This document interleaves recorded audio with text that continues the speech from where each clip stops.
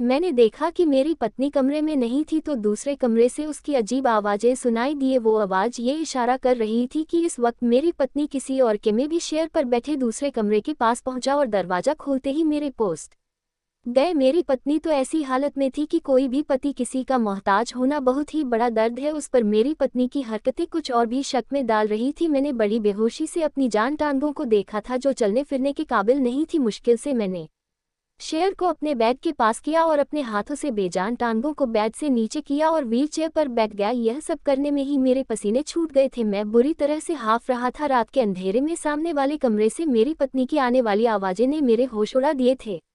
वो रोज मुझे दवा खिलाकर मेरे कमरे से निकलकर सामने वाले कमरे में जाकर दरवाज़ा बंद कर लेती थी। रात की खामोशी मुझे अपनी बीवी के अजीबोगरीब आवाज़ें सुनाई देती थी जिसे सुनकर ही मेरा कलेजा फटने को होता था। रात भर में सुकून से सो नहीं पाता था। फिर उन दवाओं राजा सुबह ही खुलता था और जब मेरी बीवी कमरे से बाहर आते ही तो चेहरे पर एक मुस्कुराहट सजीव होती थी। उसका हसीन रूप उस वक्त और भी ज्यादा जगमगा रहा होता था। उसके गीले बाल मेरी जान निकालने लगते थे। जब भी मैं पूछता कि तुम रात को मेरे साथ इस हुई उठकर चली जाती हो तो वो मेरी किसी भी बात का कोई जवाब न दे देती, बस एक अजीब सी मुस्कुराती हुई नज़र मेरे बेदम पैरों पर डालती जैसे वो कह रही हो कि तुम एक अपाहिज आदमी मुझे दे ही क्या सकते हो।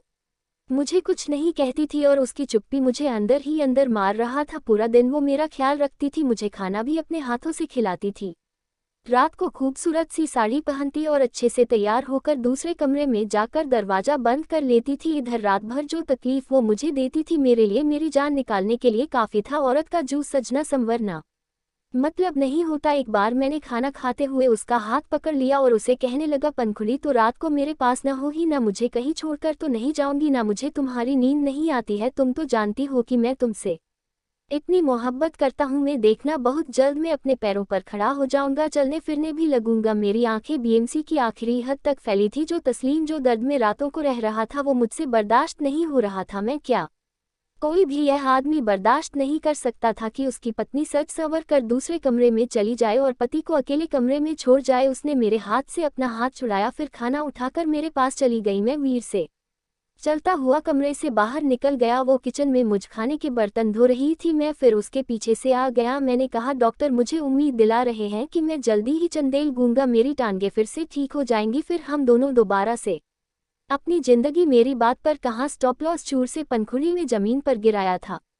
गुस्से से मेरी हुए शेर पकड़े हुए थी और फिर मुझे बाहर गैलरी में ले आई। 8वीं मंजिल से नीचे देखते हुए भी मुझे डर महसूस होता था।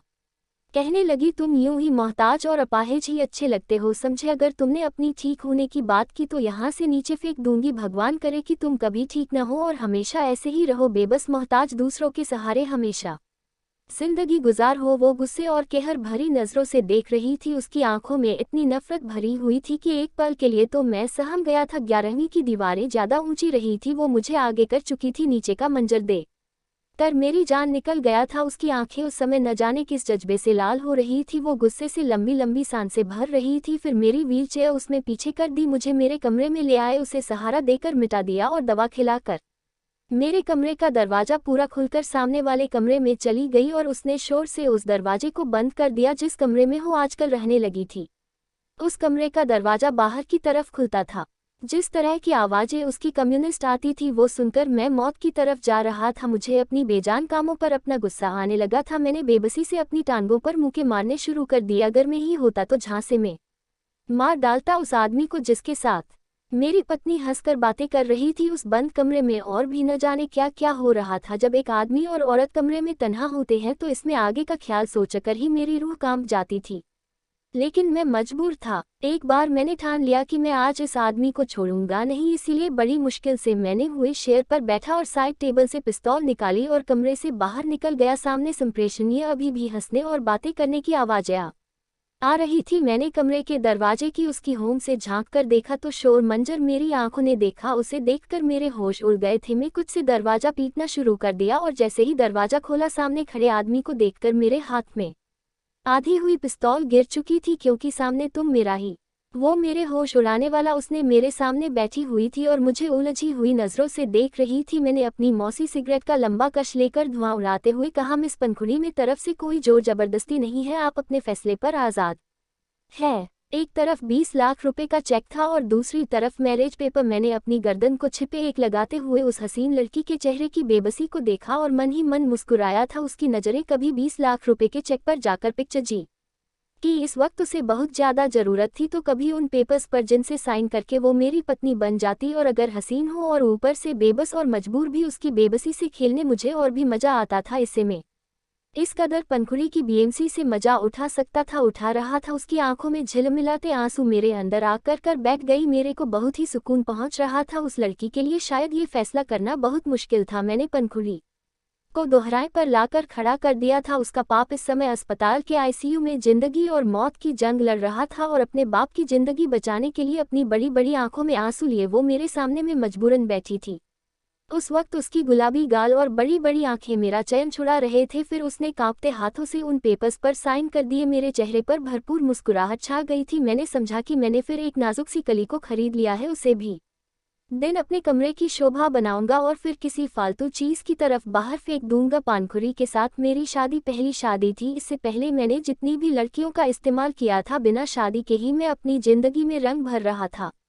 और फिर जब मेरा मन भर जाता था तो मैं उन लड़कियों को छोड़ देता था। लेकिन पानखुरी से साथ ही पनखुड़ी की ही सत थी जो उसने मेरी शर्त मानी थी, तो मजबूरन मैंने भी उसकी यह शर्त मान ली थी। और मेरे लिए औरत शायद इतनी अहम थी कि जिसके साथ कुछ दिन या कुछ महीने बस गुजर जाए। मगर मैं नहीं जानता था कि पनखुड़ी किस आफत का नाम है। मुकुल आम लड़की नहीं थी, वो बहुत बड़ी बना थी। हाँ, वो एक बला ही थी जो मुझे निगल गई। मैं बड़ी खुशी से पंख की साइन की हुए शादी के पेपर्स को उठाया और उन पर अपने भी साइन कर दिए। मेरे ऑफिस की किसी कुर्सी पर वकील भी बैठा हुआ था। उन्होंने बाकी की कार्यवाही की। अब वो हसीन लड़की पनखुड़ी मिल से पनखुड़ी भागो बनी गई थी। वो अब आदित्य भाग की पत्नी बन चुकी थी, लेकिन बस कुछ ही महीनों के लिए, जब तक उससे मेरा दिल नहीं भर जाता। मैंने एक गिरी हुई नज़र पनखुड़ी पर डाली थी। वो सिर्फ मेरा दिल बहलाने के लिए थी। उसने जल्दी से 20 लाख रुपये का चेक उठाया और मेरे ऑफिस से बाहर जाने लगे, लेकिन मेरी पुकार से उसकी कदम रुक गए थे। मैंने कहा, पनखुड़ी, ये चेक मेरा ड्राइवर अस्पताल पहुंचा देगा, तुम मेरे साथ मेरे फ्लाइट में चलो, क्योंकि आज हमारी शादी की पहली रात है जो मैं बर्बाद नहीं करना चाहता। मुझको इतना सब्र नहीं था कि उसके इंतजार में अपना टाइम बर्बाद करता हूँ। उसने पलटकर मुझे तरफ कर देखा। वो कहने लगी, मेरे पिता जख्मी हालत में अस्पताल में पड़े हैं। मैं नहीं जानती कि वो जिंदा बचेंगे भी कि नहीं है, इसीलिए भगवान के लिए एक रात मुझे मेरे पिता के पास जाने दो। मैं वादा करती हूँ मैं खुद ही तुम्हारे पास आ जाऊंगी। उसने हवन छोड़ते हुए मुझसे विनती की थी, लेकिन मैं इतना रहमदिल नहीं था। अगर रहमदिल होता तो पनखुड़ी की मजबूरी था इस तरह से फ़ायदा न उठा था। मैंने अपनी पेंट की जेब में हाथ डाले और धीरे से चलता हुआ उसके पास आ गया। मैंने कहा, तुम्हारे बाप को इस समय इस चेक की ज़रूरत है, तुम्हारी नहीं, पर यह चेक बहुत ही आराम से तुम्हारे बाप तक पहुंच जाएगा। और प्लीज़ आप मुझसे ऐसी बकवास बातें करके मुझे मत करो, मुझे इन पलों का इंतजार था जी। कहकर मैंने उसकी कलाई पकड़ी और उसे अपने साथ ले जाने लगा। वो पूरे रास्ते मेरे आगे हाथ जोड़ती रही है। वो बार बार मुस्लिम मिन्नतें करती रही। वो उससे बस कुछ ही घंटों की मोहलत मांग रही थी कि मुझे मेरे पापा के पास भेज दो, लेकिन मुझे तो जैसे कुछ भी सुनाई दे ही नहीं रहा था, सिवाय उस थप्पड़ की गूंज के जो कुछ दिन पहले इसी लड़की ने मेरे मुंह पर मारा था। मेरे अंदर जल रही आग शायद उसकी बेबसी और बहते आंसू देखकर ही बुझ सके की थी, इसलिए मैं गाड़ी चलाता रहा। उसकी किसी भी बात पर मैंने कोई ध्यान नहीं दिया था। मैं एक बहुत ही अमीर और अयाश टाइप का नौजवान था। इतनी तो शायद किसी ने कपड़े भी नहीं होंगे जितनी मैं लड़कियों को बदल चुका था और फिर उन्हें किसी फालतू चीज़ की तरह फैल चुका था। इस दौलत के भंडार में किसी भी चीज़ की मेरे पास कोई कमी नहीं थी। मैंने शादी भी अभी तक इसलिए नहीं की थी क्योंकि मुझे किसी एक औरत के साथ है जिंदगी नहीं गुजार दी थी। कोई मुझे ऐसी मिली ही नहीं थी कि कुछ रातों की संगत के बाद भी मेरा दिल को भा जाती। मैं पनखुड़ी उसकी कलाई से खींचता हुआ अपने फ्लैट में ले आया। फ्लैट का दरवाजा खोलकर मैं उसे घसीटता हुआ अंदर कमरे तक ले आया था और उसे बैग पर धक्का दे दिया। वो आंसू बहा रही थी। मैंने कहा, 20 लाख रुपए दिए हैं न, तुम्हें चिंता मत करो, नहीं मरेगा तुम्हारा वो बीमार और बुढ़ा, पर इसलिए रोना धोना बंद करो। और फिर अलमारी से निकाल कर उसे मैंने वही दिया जो कुछ दिन पहले मैंने उसे दिया था। और बदले में उस गरीब घराने की लड़की ने मेरे मुंह पर दे मारा और साथ में मेरे मुंह पर थप्पड़ भी मारकर मुझे अपनी शराफत की बात समझाकर गई थी कि मैं उस लड़कियों में से नहीं हुआ जो पैसा सूखी खातिर इज्जत बेच देती है। पर आज मैंने उसे उसी मुकाम पर लाकर खड़ा कर दिया था। 20 लाख के बदले में वो उस समय मेरी खरीदी हुई गुलाम बन चुके थे। जब तक कि मेरा दिल नहीं भरता मैं उसका इस्तेमाल करता, और जब मेरा दिल उससे भर जाता मैं उसे दूध में पड़ी हुई मक्खी की तरह निकाल कर फेंक सकता था। हालांकि कुछ दिन पहले भी मैंने उसे 20 लाख रुपए का चेक दिया था और वजह था उसका भी बना खूबसूरत होना जिसने मेरे होशो हवास उड़ाकर रख दिए थे। मैंने उसकी खूबसूरती की पहले भी इतनी ही कीमत लगाई थी है, लेकिन बदले में उसने मुझे थप्पड़ दिया था। मैं चाहता तो उसी रात उसे जबरदस्ती अगवा करके भी अपने दिल में जल रही ज्वाला शांत कर सकता था।